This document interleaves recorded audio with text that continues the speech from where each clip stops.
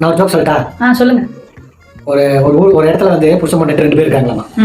புருஷன் பொண்டாட்டில பொண்டாட்டி சொல்றாங்களாமா, ஏங்க இந்த மல்லிகை கடைக்கு போய் கீரை விற்கிறாங்களான்னு பாத்துட்டு வாங்க. கீரை விற்கிறாங்களான்னு பாத்துட்டு வாங்க, வாங்கிட்டே வந்திருக்கேன், வாங்கிட்டு வர சொல்லுங்க அப்படின்னு. இவன் போறான். போய் பார்த்தா ஒரு மல்லிகை கடையில கீரையே இல்ல.